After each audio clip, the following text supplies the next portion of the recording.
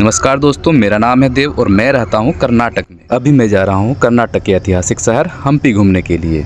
मैं railway station तोरंगल्लू पहुँचकर train का प्रतीक्षा करने लगा और इतनी ही देर में ट्रेन आ गई। मुझे तो काफ़ी एक्साइटमेंट हो रहा था, और हो भी क्यों ना, जिस जगह के बारे में मैंने बचपन के इतिहास के किताबों में पढ़ा था उसी जगह को घूमने का सौभाग्य मिल रहा। इसके लिए भगवान का धन्यवाद करता हूँ। इतनी देर में मैं रेलवे स्टेशन हॉस्पेट पहुंच गया कि हम्पी घूमने के लिए सबसे नज़दीकी रेलवे स्टेशन हॉस्पेट ही है। हम्पी जो कि भारत का वर्ल्ड हेरिटेज साइट है, यह विजयनगर जिले में स्थित है। अभी मैं जिस जगह को घूमने के लिए जा रहा हूँ उस जगह का नाम है विरूपाक्षा मंदिर, जो कि भगवान शिव के विरूपाक्ष रूप को समर्पित है। तो दोस्तों, पूरी जानकारी के लिए वीडियो पर बने रहें। अगर आप रेलवे मार्ग से हम्पी घूमने के लिए आते हैं तो आपको हॉस्पेट जंक्शन आना पड़ता है। बाहर से रेलवे स्टेशन कुछ इस तरह से दिखाई देता है। इस रेलवे स्टेशन का डिजाइन 50 रुपये नोट के पीछे चित्र के जैसा बनाया गया है और इस जगह को स्टोन चैरियट के नाम से जाना जाता है। और इस जगह की जानकारी मैं अगले वीडियो में दूंगा। वहाँ से उतरने के बाद हमें लग रही थी भूख, तो हमने कुछ खाने का फैसला किया। इतनी देर में एक ऑटो वाले भैया हमारे पास आने लगे। उनके हाथ में हम्पी का मैप था। उस मैप में हम्पी के सभी टूरिस्ट प्लेस के बारे में दिखाया गया था और इन जगह को दिखाने के लिए उन्होंने मुझसे 1500 रुपये मांगे। उनको मना करने के बाद हमने गर्मा गर्म कचौड़ी का नाश्ता किया। साउथ इंडिया में कचौड़ी मिलना किसी सपने से कम नहीं है। दोस्तों, हम्पी घूमने के लिए सरकारी बस सुविधाएं भी उपलब्ध है, तो हमने उसी से जाने का फैसला किया, जो कि यहाँ से 1 किलोमीटर की दूरी पर है और ऑटो का किराया मात्र 30 रुपया है। और देखते ही देखते हम अब बस स्टैंड पहुँच गए और हमारे लिए हम्पी की बस लगी हुई थी, जो कि पहले से ही भरी हुई थी। दोस्तों, सीट तो मिली नहीं, इसलिए हमने खड़े होकर जाने का फैसला किया। जाने के रास्ते में ही एक बड़ा सा तालाब दिखाई दिया, जिसका पानी का कलर रेड था। दोस्तों, आप इस तरह का पानी कहाँ देखे हैं कमेंट करके जरूर बताना, क्योंकि इस तरह के पानी को देखना मेरे लिए पहला एक्सपीरियंस था। रास्ते में नज़ारों का आनंद लेते हुए हम हम्पी पहुँच गए, जो कि बस स्टैंड से हम्पी की दूरी 13 किलोमीटर की है।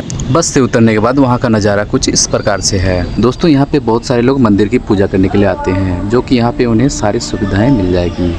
दोस्तों, आइए मैं आपको यहाँ के इतिहास के बारे में बताता हूँ। इसका इतिहास लगभग 7वीं शताब्दी से माना जाता है। विजयनगर साम्राज्य 14वीं से 16वीं शताब्दी के समय इसका विस्तार और भव्य निर्माण हुआ।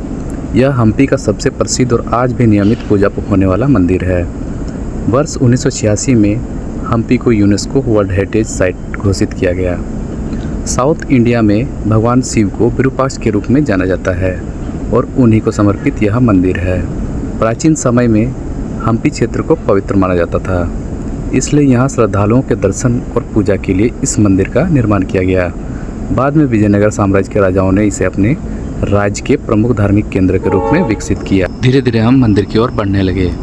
यहाँ पर लगे जो जूते चप्पल रखने की व्यवस्था की गई है। उसके बाद हम मंदिर के फ्रंट गेट के पास आते हैं। सामने से मंदिर कुछ इस तरह से दिखाई देती है। पत्थरों पर छपी हुई आकृतियाँ अपने आप में बेहद अनोखी थी। पूरा मंदिर सिर्फ पत्थरों से ही बनाया गया है। इसके बाद मैं मेन गेट से अंदर आ गया और मंदिर के प्रांगण का नज़ारा कुछ इस प्रकार से है। मेन गेट से प्रवेश करने के बाद आपको और एक गेट मिलती है। इस द्वार को प्रवेश करने के बाद आपको भगवान शिव जी यानी कि विरूपाक्ष मंदिर के मेन मंदिर तक लेकर जाएगी। और हाँ दोस्तों, इस मंदिर में प्रवेश के लिए आप शॉर्ट्स पहनकर नहीं आ सकते हैं। भगवान शिव के विरूपाक्ष स्वरूप के दर्शन के लिए आपको ये रास्ता उन तक पहुंचाएगी। इसी रास्ते से होकर आपको जाना पड़ेगा। चूँकि इस समय पे कोई भीड़ नहीं थी, इसीलिए हमें जाने में कोई भी दिक्कत नहीं हुई।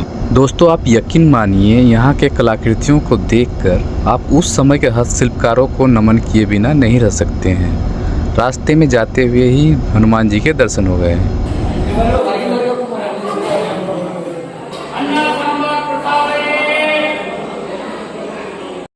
दोस्तों, मुख्य मंदिर में कैमरा अलाउड नहीं था, इसीलिए दर्शन करके मैं बाहर आ गया और यहाँ पर श्रद्धालुओं के लिए खाने का व्यवस्था किया गया था। मंदिर के अंदर से ही बाहर जाने का रास्ता था, तो हम लोग वहाँ से बाहर आ गए। बाहर आने के बाद नज़ारा कुछ इस तरह से था।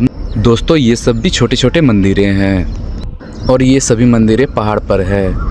दोस्तों, देखकर तो लगता था कि वहाँ पे कोई रखरखाव नहीं होता है, जिसके कारण यहाँ पे पूजा पाठ भी नहीं होता है, क्योंकि मंदिर में कोई भी मूर्तियाँ नहीं थी और अंदर से गेट लगा हुआ था। दोस्तों, गर्मी से बचने के लिए आप यहाँ पर आराम कर सकते हैं। मैं तो यहाँ काफ़ी देर तक बैठकर आराम किया था, क्योंकि आपको यहाँ पे चारों ओर इस तरह के बैठने की व्यवस्था मिल जाती है। पहाड़ से मंदिर का नज़ारा कुछ इस तरह से दिख रहा था। दोस्तों, आपको ये मेरा ब्लॉग कैसा लगा? आप कमेंट में अपनी राय ज़रूर दें। ब्लॉग पसंद आया हो तो लाइक करें और ज़्यादा से ज़्यादा लोगों तक शेयर करें।